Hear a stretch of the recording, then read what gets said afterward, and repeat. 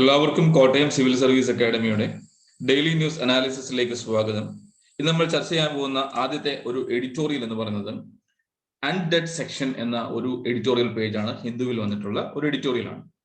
ഈ അൺഡെഡ് സെക്ഷൻ എന്നറിയപ്പെടുന്ന ഒരു സെഷൻ എന്ന് പറയുന്നത് ഇൻഫർമേഷൻ ടെക്നോളജി ആക്ട് 2000-ലെ 2000-ൽ പുറത്തിറങ്ങിയ IT ആക്ട് 2000 എന്നറിയപ്പെടുന്ന ഒരു നിയമത്തിന്റെ 66-ന്റെ A എന്ന ഒരു വകുപ്പിനെ ബേസ് ചെയ്തിട്ടുള്ളതാണ്. എന്താണ് ഇതിന്റെ ബേസ് അല്ലെങ്കിൽ അടിസ്ഥാനം എന്ന് നമുക്ക് നോക്കാം. ഏകദേശം 2020 അല്ലെങ്കിൽ 17 October 2020 UN model on electronic commerce UN സിട്രൽ എന്ന നിയമത്തിനെ അടിസ്ഥാനപ്പെടുത്തി അല്ലെങ്കിൽ അതിൽ നിന്ന് ഒരു ഉദാഹരിച്ചെടുത്തിട്ടുള്ള അതിൽ നിന്ന് എക്സ്ട്രാക്ട് ചെയ്തിട്ടുള്ള അല്ലെങ്കിൽ അതിന്റെ മറ്റൊരു തരത്തിൽ പറഞ്ഞാൽ അതിനെ കണ്ടിട്ട് ഇന്ത്യൻ മോഡലിലേക്ക് കൊണ്ടുവന്നിട്ടുള്ള ഒരു ആക്ടാണ് IT ആക്ട് 2000 എന്ന് പറയുന്നത്. എന്തിനു വേണ്ടിയിട്ടായിരുന്നു ഈ IT ആക്ട് 2000 കൊണ്ടുവന്നിട്ടുള്ളത് എന്നതാണ് നമുക്ക് ആദ്യം പരിശോധിക്കേണ്ടത്. 90-കളുടെ പകുതികൾ മുതൽ അല്ലെങ്കിൽ ഇന്ത്യയിൽ വളരെയധികം ശക്തമായിട്ട് പ്രബലമായിക്കൊണ്ടിരുന്ന ഒരു മേഖലയാണ് ഇൻഫർമേഷൻ ടെക്നോളജി അല്ലെങ്കിൽ ഇന്റർനെറ്റ് എന്ന് പറയുന്ന ഒരു സാധ്യത എന്ന് പറയുന്നത്. അതിലേക്ക് നോക്കുമ്പോൾ 2000-ന് ശേഷം നോക്കുകയാണെങ്കിൽ രാജ്യത്തിന്റെ സമസ്ത മേഖലകളിലും ഇന്റർനെറ്റ് എന്ന് പറയുന്നത് വളരെയധികം പ്രാധാന്യം അർഹിക്കുന്ന ഒരു മേഖലയായിട്ട് തന്നെ മാറിയിരുന്നു. അതുകൊണ്ട് തന്നെ എന്താണ് government actually wanted to make them a trustworthy electronical or digital and online transaction. Online transaction in the sense നമ്മുടെ പണമിടപാടുകൾ മാത്രമല്ല, വ്യക്തിപരമായിട്ടുള്ള പിയർ ടു പിയർ റിലേഷൻഷിപ്പുകളും അതിനകത്ത് പ്രധാനമാണ്. എന്താണ് ഈ പിയർ ടു പിയർ റിലേഷൻഷിപ്പ് എന്ന് പറയുന്നത്? ജനങ്ങൾക്ക് അവരുടെ പ്രതിനിധികളോടും അവർ തിരിച്ചും അല്ലെങ്കിൽ ജനങ്ങൾക്ക് തമ്മിലുള്ള ഒരു കമ്മ്യൂണിക്കേഷനും വേണ്ടുന്ന ഒരു സാധ്യതയിലേക്ക് ഇലക്ട്രോണിക് ഡിവൈസുകളും ഈ ഇന്റർനെറ്റ് ഫെസിലിറ്റികളും മാറിക്കൊണ്ടിരിക്കുകയായിരുന്നു. അതുകൊണ്ട് തന്നെ എന്താണ് ഇത്തരത്തിലുള്ള ഓൺലൈൻ ട്രാൻസാക്ഷൻസിനെയും അല്ലെങ്കിൽ ഡിജിറ്റൽ ട്രാൻസാക്ഷൻസിനെ എന്ത് ചെയ്യണം, ഒരു ലോഫുൾ ആയിട്ടും അല്ലെങ്കിൽ വിശ്വസ്തമായിട്ടുള്ള ഒരു സാഹചര്യത്തിലേക്ക് കൊണ്ടുവരണം എന്നതായിരുന്നു ഇതിന്റെ പ്രധാനപ്പെട്ട ഉദ്ദേശം എന്ന് പറയുന്നത്. അതിനുശേഷം അല്ലെങ്കിൽ ഇത്തരത്തിലുള്ള ഒരു നിയമത്തിനകത്ത് അതായത് ഏതെങ്കിലും തരത്തിലുള്ള തെറ്റായിട്ടുള്ള നടപടിക്രമങ്ങൾ ഇന്റർനെറ്റ് ഫെസിലിറ്റീസ് അല്ലെങ്കിൽ ഡിജിറ്റൽ മീഡിയ ട്രാൻസാക്ഷൻസിൽ ഉണ്ടാകുന്നുണ്ടെങ്കിൽ we need to curtail those activities and of course we need to stop such illegal activities from the purview of internet. ഇത്തരത്തിലുള്ള ഒരു സാഹചര്യം സ്റ്റോപ്പ് ചെയ്യണമായിരുന്നു. അതിനുവേണ്ടി കൊണ്ടുവന്നിട്ടുള്ള ഒരു ശക്തമായിട്ടുള്ള നിയമം തന്നെയാണ് IT ആക്ട് 2000 എന്ന് പറയുന്നത്. ബട്ട് അൺഫോർച്ചുനേറ്റ്ലി സെക്ഷൻ 91 മുതൽ സെക്ഷൻ 94 വരെയുള്ള ഭാഗങ്ങൾ ഓൾറെഡി IPC 1860 ഇന്ത്യൻ പീനൽ കോഡിൽ കവേർഡ് ആയിട്ടുള്ള ചില സാഹചര്യങ്ങൾ ഉണ്ടായിരുന്നു. അപ്പോൾ എന്ത് ചെയ്യും, പലപ്പോഴും ഇത് തമ്മിലുള്ള ഒരു ടഗ് ഓഫ് പവർ എപ്പോഴും ഒരു സാഹചര്യത്തിലേക്ക് അല്ലെങ്കിൽ ഒരു സാധ്യമായിട്ടുള്ള ഒരു കോൺഫ്ലിക്റ്റുകളിലേക്ക് എത്തുന്ന ഒരു സാഹചര്യമായിരുന്നു. എന്തുകൊണ്ടാണ് ഈ ഒരു പ്രോബ്ലത്തിലേക്ക് എത്തുന്നത് എന്ന് പറയാം. ഒരേ ഇഷ്യൂ തന്നെ. ഫോർ എക്സാമ്പിൾ, ഒരാളോട് പറയുകയാണ് ഞാൻ നിങ്ങളെ ഉപദ്രവിക്കും അല്ലെങ്കിൽ വധഭീഷണി മുഴക്കുകയോ അല്ലെങ്കിൽ ശാരീരികമായോ മാനസികമായിട്ടുള്ള മുറിവേൽപ്പിക്കാനുള്ള സാധ്യതയിലേക്ക് ഒരു ഭീഷണിപ്പെടുത്തുന്നു എന്ന് പറയാൻ സാഹചര്യത്തിലേക്ക് എത്തുന്നു എന്ന് വിചാരിക്കാം. അപ്പൊ ആ തരത്തിൽ നോക്കുമ്പോഴത്തേക്ക് ഇവിടെ 2 തരത്തിലുള്ള ക്രൈമുകളാണ് രജിസ്റ്റർ ചെയ്യപ്പെടുന്നത്. ഒന്ന്, ഒരാളെ ഭീഷണിപ്പെടുത്തുന്നു, ദാറ്റ്സ് എ ക്രിമിനൽ ഒഫൻസ്. അതുപോലെ തന്നെ എന്താണ് മറ്റൊരു തലത്തിൽ ചിന്തിക്കുമ്പോഴത്തേക്ക് ഇത് IT ആക്ടുമായിട്ട് ബന്ധപ്പെട്ട് നോക്കിയാൽ it is N IT crime as well. അപ്പോൾ എന്ത് ചെയ്യും, ഈ IT ആക്ട് കൊടുക്കുന്നത് 3 വർഷം പെനാലിറ്റിയും പീനൽ കോഡ് പറയുന്നു 2 വർഷത്തെ പരാതിയും 2 വർഷത്തെ തടവ് ശിക്ഷയുമാണ് നൽകാൻ സാധിക്കുന്നത്. അപ്പോൾ എന്താണ് ഇതിന്റെ ഏറ്റവും ഒരു പ്രധാനപ്പെട്ട ഇഷ്യൂ എന്താണ്, ഈ ഒരു സാഹചര്യത്തിൽ ഒരേ ക്രൈമിന് 2 ശിക്ഷാ നടപടികൾക്ക് സാധ്യതയുണ്ട്. That is against the fundamental rights of a citizen, protection from double jeopardy. പത്രത്തിലേക്ക് പോകുമ്പോഴത്തേക്ക് ഒരു പ്രൈവറ്റ് മെമ്പർ ബില്ല് വന്നിട്ടുണ്ട്. പ്രൈവറ്റ് മെമ്പർ ബിൽ പറഞ്ഞു പല സെക്ഷൻസും എന്താണ് IT ആക്ടിൽ പറഞ്ഞിരിക്കുന്ന പല സെക്ഷൻസും എന്തിനകത്ത് കവർ ചെയ്തിട്ടുണ്ട്, IPC-യിലേക്ക് കവർ ചെയ്തിട്ടുണ്ട് അല്ലെങ്കിൽ IPC കവർ ചെയ്തിട്ടുണ്ട്. Then what is the relevance of this IT Act 2000? പക്ഷേ that private member bill never took off. അതിനുശേഷം ഒരു പ്രൈവറ്റ് മെമ്പർ റെസൊല്യൂഷനിലേക്ക് എത്തുന്നു. ഇതിനകത്ത് ഈ പ്രൈവറ്റ് മെമ്പർ റെസൊല്യൂഷന്റെ ലക്ഷ്യം എന്തായിരുന്നു വെച്ച് കഴിഞ്ഞാൽ ഈ ഒരു ഫണ്ടമെന്റൽ റൈറ്റിന്റെ കീഴിലേക്ക് ഈ 66A കൊണ്ടുവരാനുള്ള ഒരു സാധ്യത കൊണ്ടുവരണം എന്ന ആവശ്യത്തിലേക്ക് എത്തി. എന്തിനാണ് ഈ ഫണ്ടമെന്റൽ റൈറ്റ് അല്ലെങ്കിൽ freedom of speech and expression അല്ലെങ്കിൽ ഫണ്ടമെന്റൽ റൈറ്റിന്റെ കീഴിലേക്ക് ഇത് ആവശ്യപ്പെടുന്നത്? അതായത് ഒരു തലത്തിൽ അല്ലെങ്കിൽ മറ്റൊരു തലത്തിൽ ഈ ഒരു ക്രൈമിനെ അല്ലെങ്കിൽ ഒരു സാഹചര്യത്തെ എന്താക്കി മാറ്റണം? ഒരു ഫണ്ടമെന്റൽ റൈറ്റിന്റെ ഭാഗമായിട്ട് മാറ്റണം. Even though fundamental right is there, but it is not absolute. ഒരാൾക്ക് ഒരു ഫണ്ടമെന്റൽ റൈറ്റ് എന്ന് പറയുന്നത് that will not be a kind of an absolute right. It must be having, and it is obviously having, reasonable restrictions as well for every single fundamental rights of India. അപ്പോൾ ഒരു പൗരന് ലഭിക്കാവുന്ന അല്ലെങ്കിൽ ഭാരതീയ പൗരന് ലഭിക്കുന്ന മൗലികമായ അവകാശങ്ങൾക്ക് എല്ലാം തന്നെ ഒരു റീസണബിൾ റെസ്ട്രിക്ഷൻസ് ഉണ്ട്. അതിന് കൃത്യമായിട്ടുള്ള if someone violates that reasonable restriction, there must be having a kind of punishment or penalties as well. അപ്പോൾ എന്ത് ചെയ്യണം? ഈ 66A ഒരു റീസണബിൾ ആയിട്ടുള്ള റെസ്ട്രിക്ഷൻസ് ഫണ്ടമെന്റൽ റൈറ്റ് നൽകാൻ പറ്റും under article 19(1) clause A, freedom of speech and expression. ഇതിലേക്ക് കൊണ്ടുവരിക എന്നുള്ളതാണ് ഇതിന്റെ ഒരു ഒന്നാമത്തെ ലക്ഷ്യമായിട്ട് റെസൊല്യൂഷൻ കൊണ്ടുവന്നത്. 2, restrict the applications person to person communication അല്ലെങ്കിൽ പിയർ കമ്മ്യൂണിക്കേഷനിലേക്ക് മാത്രമായിട്ട് ഇതിനെ റെസ്ട്രിക്ട് ചെയ്യുക എന്നതും ഇതിന്റെ ഒരു ഉദ്ദേശമാണ്. മൂന്നാമത്തേത് ഒരു ആവശ്യം എന്തായിരുന്നു എന്ന് വെച്ച് കഴിഞ്ഞാൽ ഈ IT ആക്ട് 2000 എന്ത് നൽകണം? ഒരു പ്രോപ്പർ ഡെഫിനിഷൻ കൊണ്ടുവരാനുള്ള ഒരു സാധ്യത ചെയ്യണം. അതുപോലെ തന്നെ എന്താണ് 4, redefine penalty and make it A non cognisable. That means ഒരു കോർട്ട് ഓർഡർ ഇല്ലാതെ അറസ്റ്റിലേക്ക് കൊണ്ടുവരാൻ സാധിക്കില്ല എന്ന ഒരു സാഹചര്യം വേണം എന്ന ആവശ്യം ഇതിനകത്ത് ഉയർന്നു വന്നു. എന്നാൽ പിൽക്കാലത്ത് 2012 നോക്കുകയാണെങ്കിൽ പലതരത്തിലുള്ള ഒരു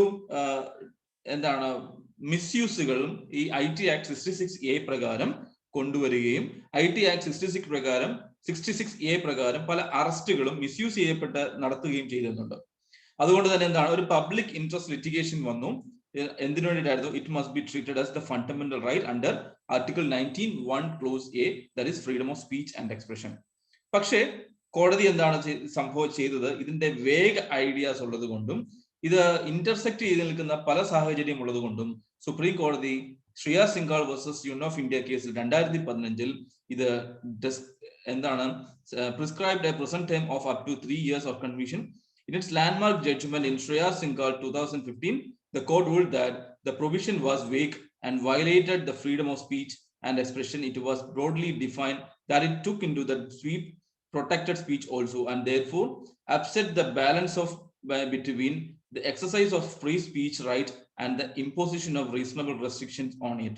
അതുകൊണ്ട് തന്നെ എന്ത് ചെയ്തു? In January 2009, the court intention was drawn into the same problem of invalidated the provision being used by police to register a case based on the complaints. അതുകൊണ്ട് എന്താണ് ഇത് ഫ്രീഡം ഓഫ് സ്പീച്ച് ആൻഡ് എക്സ്പ്രഷൻസിന്റെ അല്ലെങ്കിൽ ഈ ഒരു penalty impose ചെയ്യുന്നത് തമ്മിലുള്ള ബാലൻസിങ്ങിന് വേണ്ടുന്ന ideas വളരെ വേഗമായതുകൊണ്ട് കോടതി അത് സ്ട്രൈക്ക് ഔട്ട് ചെയ്യുകയാണ് ചെയ്തത്. എന്നാൽ ഇന്നും എന്ത് ചെയ്യുന്നുണ്ട്? പല പോലീസ് ഓഫീഷ്യൽസിനും ഇതിനെക്കുറിച്ച് വ്യക്തമായിട്ട് അറിവില്ലാത്തതിനാൽ ആവാം പലപ്പോഴും ഇത് അടിസ്ഥാനപ്പെടുത്തി ചില കേസുകൾ രജിസ്റ്റർ ചെയ്യപ്പെടുന്നുണ്ട്. അതിന് വേണ്ടുന്ന നടപടികളാണ് ചെയ്യേണ്ടത് എന്നതാണ് ഈ ഒരു എഡിറ്റോറിയൽ പേജിന്റെ മുഖ്യമായിട്ടുള്ള അഡ്വൈസ് അല്ലെങ്കിൽ റെക്കമെൻഡേഷൻ എന്ന് പറയുന്നത്. അടുത്തത്, cooperative ministry will observe States rights opposition. Central government അല്ലെങ്കിൽ നമ്മളുടെ central government recent started N initiative of cooperative ministry. എന്തിനാണ് ഈ കോഓപ്പറേറ്റീവ് മിനിസ്ട്രി കൊണ്ടുവരുന്നത് എന്നതിനെ കുറിച്ചിട്ടുള്ള ഒരു ചോദ്യങ്ങളാണ് ഏറ്റവും പ്രധാനമായിട്ട് ഉയർന്നു കേൾക്കുന്നത്. നമുക്ക് ഈ കോഓപ്പറേറ്റീവ് സൊസൈറ്റീസിന്റെ ഒരു കോൺസ്റ്റിറ്റ്യൂഷണൽ വാലിഡിറ്റി എന്താണ് എന്ന് നോക്കാം. 97th constitutional amendment act of 2011 2011 97ാമത് ഭരണഘടനാ ഭേദഗതി ആണ് കോഓപ്പറേറ്റീവ് സൊസൈറ്റിയെ എന്ത് ചെയ്തു? ഒരു കോഓപ്പറേറ്റീവ് സൊസൈറ്റിക്ക് ഒരു കോൺസ്റ്റിറ്റ്യൂഷണൽ സ്റ്റാറ്റസ് നൽകിയ ഒരു ഭരണഘടനാ ഭേദഗതിയാണ് 97ാമത് ഭരണഘടനാ ഭേദഗതി എന്ന് പറയുന്നത്. അതിനൊക്കെ മുൻപ് തന്നെ അതുകൊണ്ട് തന്നെ എന്താണ് ആർട്ടിക്കിൾ 19 അല്ലെങ്കിൽ ഫ്രീഡം ഓഫ് അസോസിയേഷൻ അല്ലെങ്കിൽ എന്ന മൗലികമായ അവകാശത്തിന്റെ ഉള്ളിലാണ് എന്ത് വരുന്നത്? ഈ കോഓപ്പറേറ്റീവ് സൊസൈറ്റീസിന് വരുന്നത്. ഇനി നമ്മൾ നോക്കുകയാണെങ്കിൽ directive principles of state policy act 43B എന്താണ് കോപ്പറേറ്റീവ് സൊസൈറ്റിയെ ഉയർത്തിപ്പിടിക്കുന്നുണ്ട്. Part 9B article 243ZH2 243ZT വരെയുള്ള പ്രൊവിഷൻസും എന്താണ് ഈ ഭരണഘടനയിലെ നമ്മളുടെ കോപ്പറേറ്റീവ് സൊസൈറ്റീസിനെ ഉയർത്തിപ്പിടിക്കുന്നുണ്ട്. അതുപോലെ ഷെഡ്യൂൾ 7 ലിസ്റ്റ് 2 എൻട്രി 32 എന്താണ് ഇതിന്റെ ഭരണഘടന സാധ്യതയെ നമ്മൾക്ക്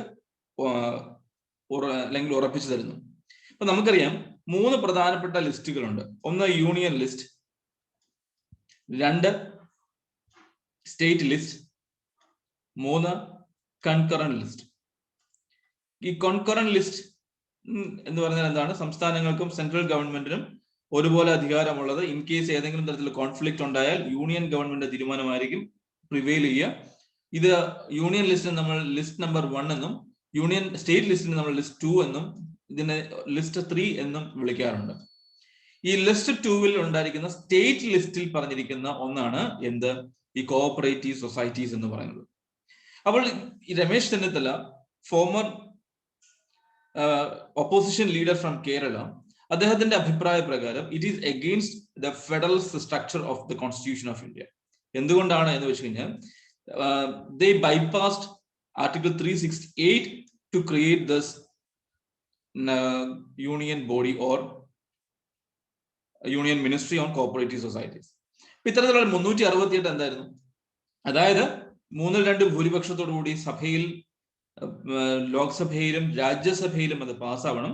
ഇത് ഫെഡറൽ സ്ട്രക്ചറിനെ ബാധിക്കുന്നതുകൊണ്ട് it must be sent to the states അല്ലെങ്കിൽ stakeholders, precisely states. State എന്ത് ചെയ്യണം? അതിനെ റാറ്റിഫൈ ചെയ്യണം. ദാറ്റ് മീൻസ് സ്റ്റേറ്റിന്റെ അനുവാദത്തോടു കൂടി മാത്രമാണ് ഇതിൽ എന്തെങ്കിലും ഒരു മാറ്റം വരുത്താൻ ഗവൺമെന്റിന് സാധിക്കുക.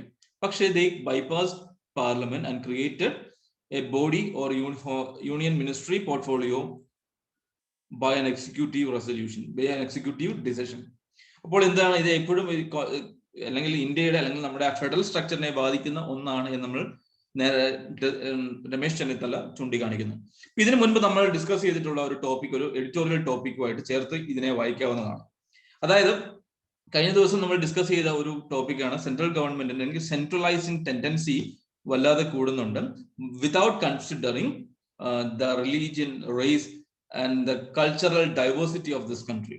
ഈ രാജ്യത്തിന്റെ സാംസ്കാരികപരമായിട്ടുള്ള വൈവിധ്യങ്ങളെ ഉൾക്കൊള്ളാതെയാണ് ഒരു സെൻട്രലൈസേഷൻ ഈ രാജ്യത്ത് നടപ്പിലാക്കപ്പെടുന്നത് എന്നതിനെ കുറിച്ചിട്ടുള്ള ഒരു ആർട്ടിക്കിൾ, എഡിറ്റോറിയൽ പേജ് തന്നെ നമ്മൾ ഡിസ്കസ് ചെയ്തിട്ടുണ്ട്. അതുമായിട്ട് ഇത് ചേർത്ത് വായിക്കേണ്ടതുമാണ്. അപ്പോൾ നമുക്കറിയാം, എന്നിരുന്നാൽ പോലും ഇന്റർ സ്റ്റേറ്റിലുള്ള മൾട്ടി സ്റ്റേറ്റ് കോഓപ്പറേറ്റീവ് ബാങ്കുകളുണ്ട്. ആ ബാങ്കുകളെ ഇപ്പോൾ ഇതുവരെയും government state ministry will provide A separate administrative, legal and policy framework for strengthening the cooperative movement in the country and do much to streamline the process of ease of doing business and enable development of multi-state cooperative ബാങ്കുകൾ ഒക്കെ സ്ഥാപിക്കും എന്നൊക്കെയാണ് ഇതിന്റെ ഒരു പോയിന്റുകളായിട്ട് പറയുന്നത്. ഈ multi state cooperative ബാങ്കുകൾ ഉണ്ടെങ്കിൽ under the reserve bank of ഇന്ത്യയുടെ കീഴിലായിരിക്കും ഇതിന്റെ റെഗുലേറ്ററി പർപ്പസിലേക്ക് വരിക എന്നുള്ളതൊക്കെയാണ് ഇതിന്റെ ഒരു സാധ്യതയായിട്ട് പറയുന്നത്. പക്ഷേ opposition leaders however said that the movement was to hijack the cooperative movement and that currently falls under the state government. സംസ്ഥാന ഗവൺമെന്റുകളുടെ കോഓപ്പറേറ്റീവ് മൂവ്മെന്റ് അല്ലെങ്കിൽ ഫെഡറൽ സ്ട്രക്ചറിനെ ബാധിക്കുന്ന തരത്തിൽ അല്ലെങ്കിൽ യൂണിഫൈഡ് ടെൻഡൻസിയിലേക്ക് കൊണ്ടുപോകുന്ന ഒരു സാഹചര്യമാണ് എന്നതാണ് ഓപ്പോസിഷന്റെ ഒരു തരത്തിലുള്ള അഭിപ്രായം എന്ന് പറയുന്നത്. അതുകൊണ്ട് തന്നെ എന്താണ് ഇതിനകത്ത് ഇതിന് കഴിഞ്ഞ ദിവസം നമ്മൾ ഡിസ്കസ് ചെയ്തിട്ടുള്ള എഡിറ്റോറിയൽ പേജുമായിട്ട് ചേർത്ത് വെക്കുന്നതിനൊപ്പം തന്നെ ഈ 97th കോൺസ്റ്റിറ്റ്യൂഷണൽ അമെൻഡ്മെന്റ് ആക്ട് എന്തുമായിട്ട് ബന്ധപ്പെട്ടതാണ് എന്ന ചോദ്യം നമുക്ക് പ്രിലിംസിൽ ചോദിക്കാൻ സാധ്യതയുണ്ട്. അല്ലെങ്കിൽ മറ്റ് ബാങ്ക് എക്സാം, PSC എക്സാം പോലുള്ള എക്സാമുകൾക്ക് ചോദിക്കാൻ സാധ്യതയുണ്ട്. ആർട്ടിക്കിൾ 19 ഫ്രീഡം ഓഫ് സ്പീച്ച് അല്ലെങ്കിൽ ഫ്രീഡം ഓഫ് അസോസിയേഷൻ, അതിന്റെ അകത്ത് വന്നിരിക്കുന്ന അതിന്റെ ഉള്ളിലുള്ളതാണ് എന്ത്? Cooperative ministry. അവർ DPSPയുടെ ഏതാണ് 43B ഡിസ്ക്രൈബ് ചെയ്തിരിക്കുന്നത്. Part 9B article 243ZH2 243ZT വരെയാണ് കോഓപ്പറേറ്റീവ് ബോഡീസിനെ കുറിച്ച് പറഞ്ഞിരിക്കുന്നത്. അതുപോലെ ഷെഡ്യൂൾ 7 ലിസ്റ്റ് 2 എൻട്രി 32 അതിലാണ് നമ്മളുടെ ഇത് പറഞ്ഞിരിക്കുന്നത്. കോഓപ്പറേറ്റീവ് സൊസൈറ്റീസിന്റെ ഒരു ഇൻവോൾവ്മെന്റിനെ കുറിച്ച് നമ്മൾ പറഞ്ഞിരിക്കുന്നത്. 32 കൃത്യമായിട്ട് പറയുകയാണെങ്കിൽ incorporation, regulation and winding up of corporation other than those specified the list 1 and universities. യൂണിവേഴ്സിറ്റീസിനോ അല്ലെങ്കിൽ ലിസ്റ്റ് 1 പറഞ്ഞിരിക്കുന്നതായിട്ടുള്ള അല്ലാത്ത ഏതൊരു കോഓപ്പറേറ്റീവ് ബോഡീസിനെയും കൊണ്ടുവരാനുള്ള അവകാശം സംസ്ഥാനങ്ങളിൽ നിക്ഷിപ്തമാണ് എന്ന് ഷെഡ്യൂൾ 7 എൻട്രി 32 കൃത്യമായിട്ട് പറഞ്ഞിട്ടുണ്ട്. ഷെഡ്യൂൾ 2 എന്ന് പറയുന്നത് എന്താണ്? ഷെഡ്യൂൾ 7 സ്റ്റേറ്റ് ലിസ്റ്റ് അല്ലെങ്കിൽ ഷെഡ്യൂൾ 7 ലിസ്റ്റ് 2 അല്ലെങ്കിൽ സ്റ്റേറ്റ് ലിസ്റ്റിൽ കൃത്യമായിട്ട് പറഞ്ഞിട്ടുണ്ട്. സ്റ്റേറ്റ് ലിസ്റ്റിലെ എൻട്രി നമ്പർ 32. ഇതൊക്കെ നമ്മുടെ പ്രിലിംസ് എക്സാംസിനോ അല്ലെങ്കിൽ മറ്റ് PSC പോലുള്ള അല്ലെങ്കിൽ IBPS പോലുള്ള പരീക്ഷകളിൽ വളരെ പ്രാധാന്യം അർഹിക്കുന്ന ചോദ്യങ്ങളായിരിക്കും. അടുത്തത് Himalayan yak to be insured. ഇത് ഒരു ഹിമാലയൻ യാക്ക് ആണ്. ഇതിന്റെ national research centre on yak, national research centre on yak ഇത് എവിടെയാണ് സ്ഥിതി ചെയ്യുന്നതെന്ന് ചോദ്യം ചിലപ്പോൾ UPSCയോ അല്ലെങ്കിൽ പ്രിലിംസ് എവിടെയെങ്കിലും ചോദിക്കാൻ സാധ്യതയുണ്ട്. അത് ദിറാങ് എന്ന സ്ഥലത്താണ്, west Kameng district of Arunachal Pradesh. ഇത് ഏത് ഇൻഷുറൻസ് കമ്പനിയുമായിട്ടാണ്? നാഷണൽ ഇൻഷുറൻസ് കമ്പനി ലിമിറ്റഡ് ആണ് ഈ മൃഗങ്ങളെ ഇൻഷുർ ചെയ്തിരിക്കുന്നത്, അല്ലെങ്കിൽ യാക്കിന് ഇൻഷുർ ചെയ്യാൻ സഹായിക്കുന്നത് അല്ലെങ്കിൽ ഇൻഷുർ ചെയ്യുന്നത് നാഷണൽ ഇൻഷുറൻസ് കമ്പനി ലിമിറ്റഡ് ആണ്. ഇതിന്റെ ഹെഡ് ക്വാർട്ടേഴ്സ് എവിടെയാണ്? National research centre on yak NRCY സ്ഥിതി ചെയ്യുന്നത് ദിറാങ് എന്ന സ്ഥലത്ത് അല്ലെങ്കിൽ west Kameng district of Arunachal പ്രദേശിലാണ് ഇത് NRCY സ്ഥിതി ചെയ്യുന്നത്. ഇത് ഏത് കമ്പനിയുമായിട്ടാണ്? അത് നാഷണൽ ഇൻഷുറൻസ് കമ്പനി ലിമിറ്റഡുമായിട്ടാണ് ഇത് MOU സൈൻ ചെയ്തിരിക്കുന്നത്. The countrywide population trend shows that yak population has been decreasing at an alarming rate. നമുക്ക് ഏകദേശം 4-year-old report says that across the country the population declined at the rate of 24.7% between 2012 to 2019.